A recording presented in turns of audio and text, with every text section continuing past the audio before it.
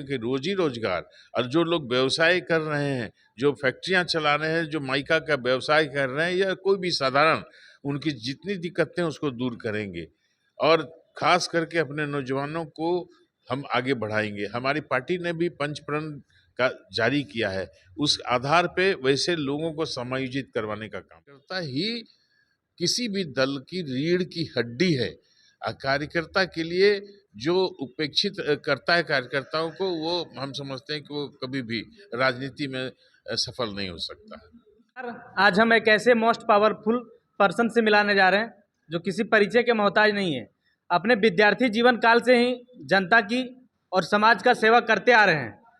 इस दौरान जो भी अड़चनें आई उनको पूरा किए और यहाँ तक समाज में इस बात का भी खबर है कि उस अड़चन को या फिर समस्या को जो जनता के बीच में रहता है, उन्हें ख़त्म करने के लिए इन्हें अपनी संपत्ति का भी दांव पर लगाना पड़ा, तो उनके लिए भी एक क्षण का भी हिचकिचाहट नहीं किए। और कईयों एग्जाम्पल ऐसा है इनके नाम से समाज में, जो इन्होंने अपनी संपत्ति को दांव पर लगाकर जनता का और लोगों का सेवा किया है। जी, हम बात कर रहे हैं गिरिडीह विधानसभा के निर्भय शाहवादी जी की, जो भारतीय जनता पार्टी के उम्मीदवार भी हैं।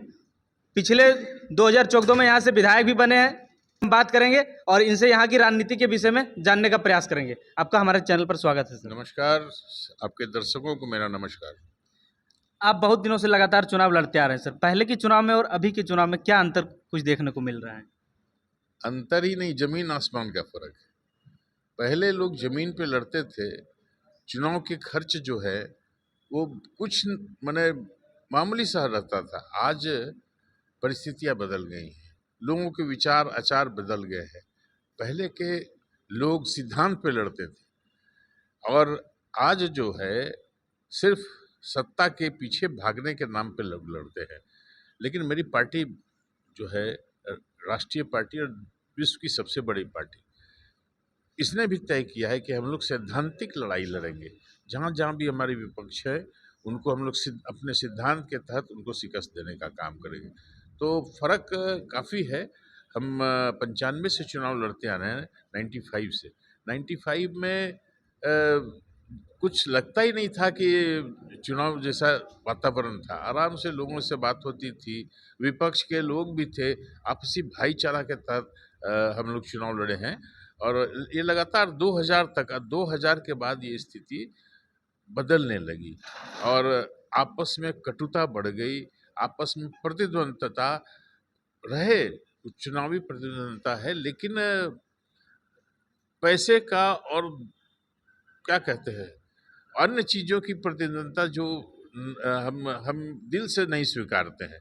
हम वैसे परिस्थिति में चुनाव नहीं हम लड़ते हैं और आराम से सहृदय वातावरण में सहृदय हृदय से हम चुनाव लड़ने का काम करते हैं। जी बिल्कुल। भारतीय जनता पार्टी ने फिर से आपके ऊपर भरोसा जताया है, क्या कुछ कहेंगे?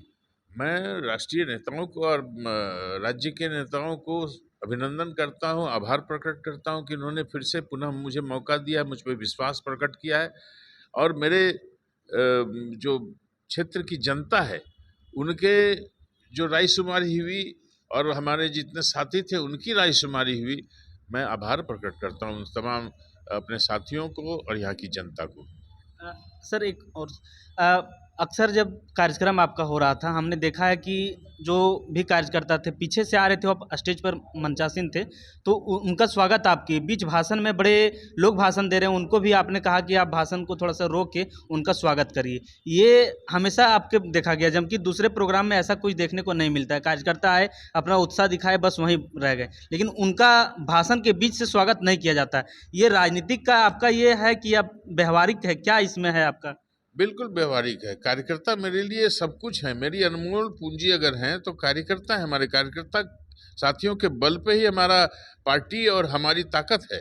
हम कार्यकर्ताओं की उपेक्षा कतई नहीं करते हैं। एक भी उदाहरण नहीं मिला। कार्यकर्ता को जाने दीजिए, जनता की भी उपेक्षा मैं करने वाला व्यक्ति नहीं हूँ।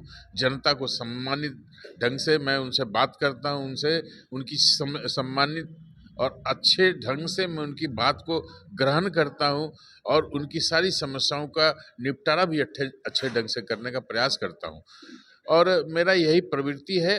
क्या कुछ समस्या आप गिरिडीह विधानसभा में देख पा रहे हैं अभी? देखिए, यहाँ का वातावरण जो है बहुत ही द्वेषपूर्ण हो गया है। एक वो, दूसरी बात है कि यहाँ की जो सबसे ज़्यादा ट्रैफ़िक की जो समस्या हो गई है, सड़कों का चौड़ीकरण नहीं हुआ, ये एक सबसे बड़ी समस्या है। और जिस तरह से हम लोगों ने अपने कार्यकाल में भी मैंने कई पानी के स्रोतों से लोगों को पानी पहुँचाने का काम किया था, उन स्रोतों से गंदा पानी लोगों को हो रहा है, ये शिकायतें अक्सर मिल रही हैं।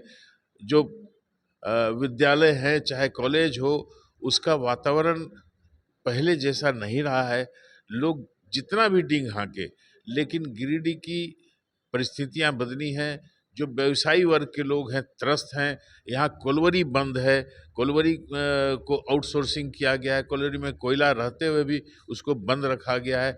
यहाँ के रोजगार पे प्रहार हो रहा है, उसको रोकना बहुत ही आवश्यक है। यहाँ के रोजगार चले, यहाँ की फैक्ट्रियाँ बढ़िया से चले, यहाँ माइका उद्योग बढ़िया से चले, इस बात पे सारी सख्ती लगाने की ज़रूरत है। बीजेपी ने पंचप्रण ही सिर्फ जारी किया है और एक तरफ आप देख रहे हैं कि जेएमएम द्वारा, गठबंधन द्वारा एक से एक योजनाएं चलाई जा रही है। अबू आवास है, मैया सम्मान योजना है, सावित्रीबाई फुले योजना है और बच्चियों के बीच में साइकिल वितरण किया जा रहा है। ऐसे में पंचप्रण और इन सारी योजनाओं की तुलना में क्या लग रहा है कि जनता का रुझान किस ओर जाएगा? ये तो जनता बताएगी। हम लोग ईमानदारी से सारी चीज़ को कर रहे हैं। ये जो मैया सम्मान योजना इन्होंने नकल किया, हमारे छत्तीसगढ़ से नकल किया, दो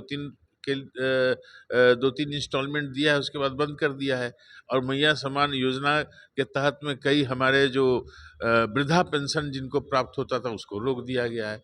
ये वाह रे वाह, इस तरह क्या कौन सी नीति है पता नहीं है। और जितनी घोषणाएं हैं डंपोरसंखी घोषणाएं हैं। और जब उनको उनकी चिता जलने वाली है तो इस तरह की घोषणाएं कर रहे हैं, अंतिम समय में कर रहे हैं। ये माने अब जनता अच्छी तरह से इस बात को समझ रही है कि जब चुनाव का बिगुल फूक गया है तब आप घोषणाएं कर रहे हैं। आपने जो वादे किए थे 5 साल पहले उसको एक भी धरातल पे नहीं लाया।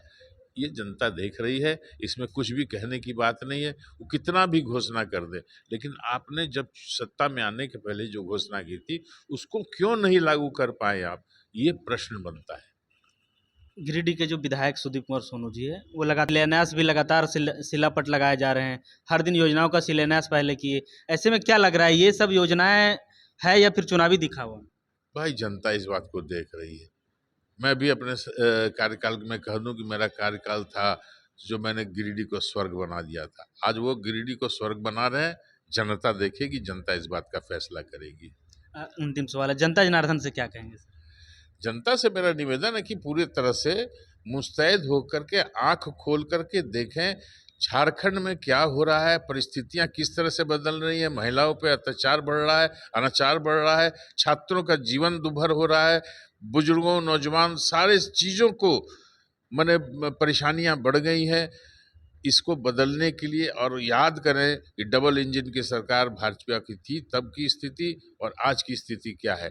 फिर से डबल इंजन सरकार बनाने का सरकार हम अपनी ओर से निवेदन करते हैं और यह प्रार्थना करते हैं कि आंख खोल के रखें, किसी भी भ्रम में नहीं पड़े, सच्चाई को देखें, जो सच्चाई है उस दिशा में चलें, उस रास्ते पे चलें। लेते थे निर्भय शाहवादी जी को, क्या कुछ कहेंगे इनके विचारधाराओं को लेकर? हमें कमेंट सेक्शन में बताइए। मिलते हैं नए वीडियो में। जनता जनार्दन की।